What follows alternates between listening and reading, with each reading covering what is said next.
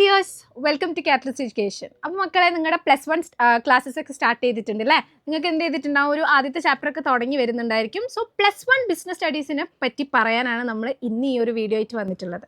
First of all, നിങ്ങൾ ഈ 10th കഴിഞ്ഞിട്ട് പുതിയൊരു ലോകത്തേക്ക് വന്നതായിരിക്കും അല്ലേ? +1 കോമേഴ്സ് എന്ന് പറയുമ്പോൾ അതിന് ഫുള്ളി നിങ്ങൾക്ക് എന്താണ് മെയിൻ സബ്ജക്ട്സ് ഒക്കെ പുതിയ സബ്ജക്ട്സ് ആയിരിക്കും. സോ നിങ്ങൾ ഇവിടെ തൊട്ടാണ് എന്ത് ചെയ്യാൻ പോകുന്നത്, പഠിക്കാൻ വേണ്ടി പോകുന്നത്. അല്ല, നമുക്ക് +1 ബിസിനസ് സ്റ്റഡീസ് എന്താണ് എന്നുള്ളത് നോക്കാം. +1 ബിസിനസ് സ്റ്റഡീസിനെ പറ്റി പറയുകയാണെങ്കിൽ എന്താണ്, ബിസിനസ് സ്റ്റഡീസ് എന്ന് പറഞ്ഞു കഴിഞ്ഞാൽ ഫുള്ളി തിയറി പഠിക്കാനുള്ളൊരു സബ്ജക്റ്റാണ്. അപ്പോൾ നമ്മൾ ആദ്യമേ ആലോചിക്കുക, ഇത് ഞാൻ എങ്ങനെ കൂട്ടി വെച്ചിട്ട് എക്സാമിൻ്റെ തലേ ദിവസം പഠിച്ചാൽ പറ്റുന്ന ഒരു സബ്ജക്റ്റ് ആണോ എന്ന് ചോദിച്ചു കഴിഞ്ഞാൽ ഓഫ്കോഴ്സ് അല്ല, ഫുള്ളി തിയറിയാണ്. അപ്പോൾ നമുക്ക് ഇങ്ങനെ ബൈ ഹാർട്ട് ചെയ്ത് പഠിക്കുന്നതിനൊക്കെ ഒരു കണക്കുണ്ടായിരിക്കും. സോ നമ്മൾ ആദ്യമേ എന്ത് ചെയ്തേക്കുക, പഠിച്ച് പോവുക. സോ നമ്മൾ നോക്കുകയാണെന്നുണ്ടെങ്കിൽ നമുക്ക് 100 മാർക്കിനായിരിക്കും ക്വസ്റ്റ്യൻ ചോദിക്കുന്നുണ്ടായിരിക്കുക. അതിൽ 20 മാർക്ക് നമുക്ക് CE മാർക്കായിരിക്കും. അത് നമുക്ക് കുറച്ച് ആക്ടിവിറ്റീസ് ഒക്കെ ചെയ്ത് കഴിഞ്ഞാൽ ടീച്ചേഴ്സ് ഇട്ട് തരുമായിരിക്കും. ബാക്കി 80 മാർക്സിന് നമ്മൾ എന്ത് ചെയ്യേണ്ടതുണ്ട്, തിയറി പഠിച്ച് എഴുതി തന്നെ വാങ്ങിക്കേണ്ടതുണ്ട് അല്ലേ? സോ അതിൽ നല്ല മാർക്ക് സ്കോർ ചെയ്യണമെന്നുണ്ടെങ്കിൽ നമുക്ക് ഫസ്റ്റ് ചാപ്റ്റർ എടുക്കുമ്പോൾ അതിൽ ഇമ്പോർട്ടൻ്റ് ആയിട്ടുള്ള പോയിന്റ്സ് അപ്പം തന്നെ പഠിച്ചു പോവുക. സെക്കൻഡ് ചാപ്റ്റർ അങ്ങനെ തന്നെ പഠിച്ചു പോവുക.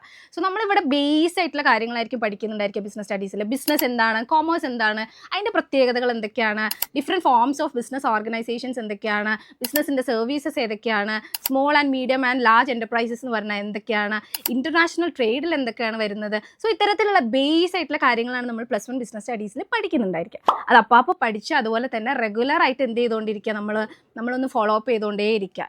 ഇടയ്ക്ക് പഠിച്ച കാര്യങ്ങളൊന്ന് ഇടയ്ക്കെങ്കിലും എന്ത് ചെയ്യുക, ഒന്ന് എടുത്തിട്ട് റിവൈസ് ചെയ്ത് നോക്കാം. അങ്ങനെ ആവുന്ന സമയത്ത് നമ്മൾ പിന്നെ എക്സാമിന് പഠിക്കുമ്പോൾ നമുക്ക് പെട്ടെന്ന് പഠിച്ച ആ ഒരു പിന്നെ ഒന്നും ഓർക്കാൻ പറ്റാത്ത ആ ഒരു അവസ്ഥ ഉണ്ടാവില്ല. ആദ്യം തന്നെ മനസ്സിലാക്കുക, ഫുള്ളി തിയറിയാണ്. സോ നമ്മൾ എന്ത് ചെയ്യണം, ആദ്യം തന്നെ പഠിച്ച് തുടങ്ങണം. പോയിന്റ്സ് ഓക്കെ ആണല്ലോ? സോ ആ രീതിയിൽ പോവുക. സോ ഇത്രയും കാര്യങ്ങൾ മനസ്സിലാക്കിക്കൊണ്ട് തന്നെ നിങ്ങൾ എന്ത് ചെയ്യുക, ബിസിനസ് സ്റ്റഡീസ് എന്ന് പറഞ്ഞ ആ ഒരു സബ്ജക്റ്റ് ഡീൽ ചെയ്യാൻ ശ്രമിക്കുക. അല്ലാതെ ഒറ്റയടിക്ക് നമുക്ക് പഠിക്കാമെന്ന് പറഞ്ഞാൽ പറ്റുന്ന ഒരു സബ്ജക്റ്റ് അല്ല അത് കേട്ടോ. ഓക്കെ ആണല്ലോ? So thank you so much.